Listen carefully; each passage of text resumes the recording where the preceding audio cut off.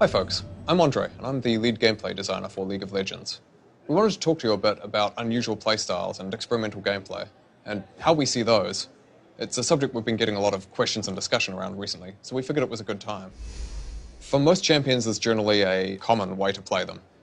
Building a bunch of attack damage and attack speed and crit items on a marksman, for example, and playing them in the bot lane. That's pretty standard nowadays. On some champions, though, you'll see an unusual tanky build, or a weird split push, or jungle invade playstyle, or a roaming support. Those style of things. And those can be unusual and still really effective. I think it's important that there's new things to discover and find, because that keeps the game fresh. The meta of the game will gradually change over time, or for those of you that are playing off meta, there's something new and unusual to experiment with as well. It also means that you can find what's best for you as a player. The particular champion that split pushes in the exact way that you're really good at, or that you enjoy the most. And trying to optimize that can be a lot of fun. So looking back at past seasons, we've seen a number of what were at the time experimental playstyles emerge, some of which have actually become almost the dominant playstyle, or have very much become the dominant playstyle since. Back in Season 1, for example, there was a commonly accepted wisdom for a while that you put a couple of fighters or tanks bot lane. And then some of the EU teams started doing this weird thing where instead of putting their marksmen in the mid lane, they'd actually put them bot lane with another character who wouldn't farm much at all.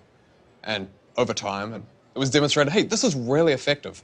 And other teams started doing that as well.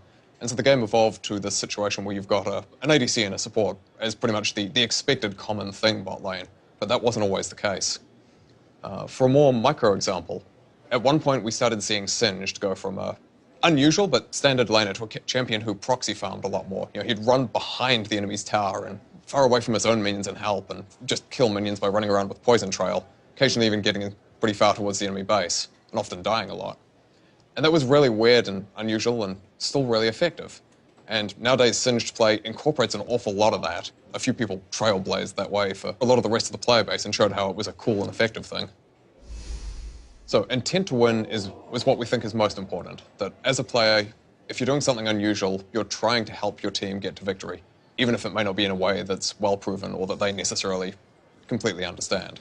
Because of that, it's really important that we distinguish between a player who is trolling and a player who is trying to win in an unusual way. And there's a few different things we can look at in order to, actually quite a lot of things, in order to make that determination. That includes things like, is this player trying to maximize their team's resources on Summoner's Rift relative to the other team?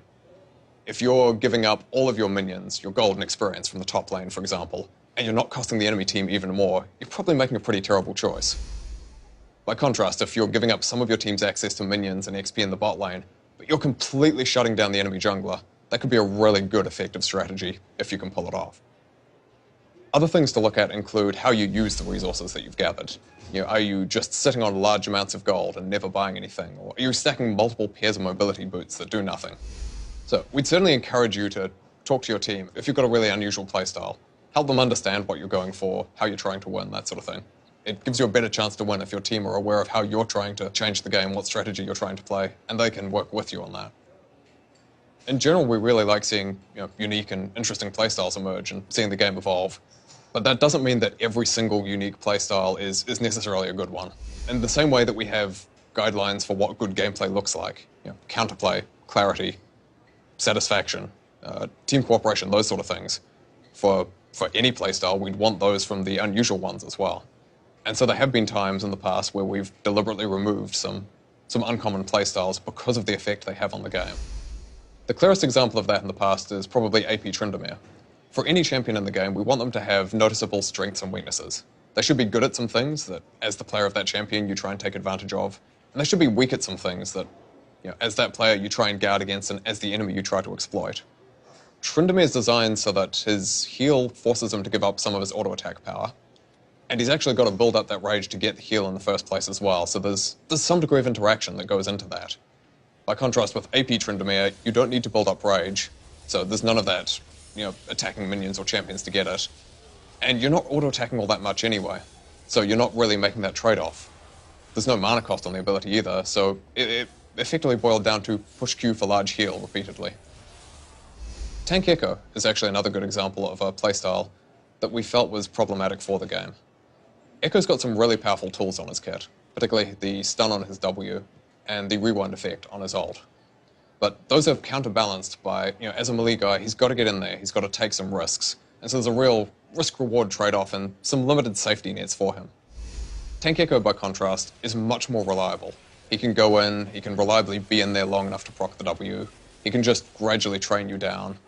And the R, instead of being a, oh crap, and get out of there button, becomes a heal me for a lot, and then I'll go back to doing my really reliable thing. So yeah, the problem with Tank Echo, effectively, was not that he was really hard to kill.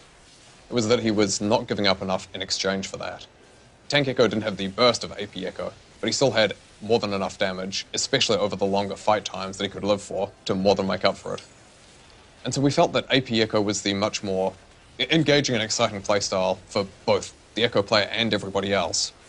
And as a result, we shifted some power so that the AP builds are much more rewarded, and the reliable tank ones much less so. We've actually seen a couple of good examples recently of what historically would have been really unusual playstyles that have proven to both be pretty effective and pretty healthy for the game. The first of those is MF as a support, which most of us first saw in Worlds last year as a counterpick to Zyra.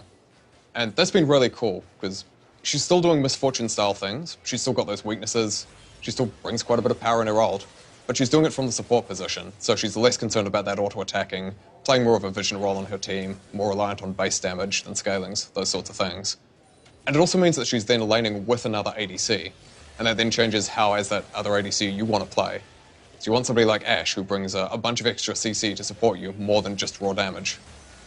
And if you play both ADC and support, there's then some interesting, hey, a champion I might already enjoy, I can now play in a different way. Cool. Botlane Ziggs was the other example, actually, that we saw at the start of this year that's still getting some play. As a team, you're getting a lot of extra tower pushing pressure, especially in the early game, from both the wave clear, his passive on towers, and the W's ability to execute low health towers.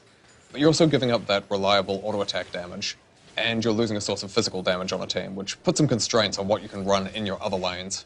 So Botlane Ziggs still has some clear strengths and weaknesses to him. Thanks for watching, folks. I hope this has been interesting. And we realize this is a pretty complicated topic with a range of different opinions on it, so we'd love to hear more from you, in the comments, on the forums, or wherever. Keep this discussion going.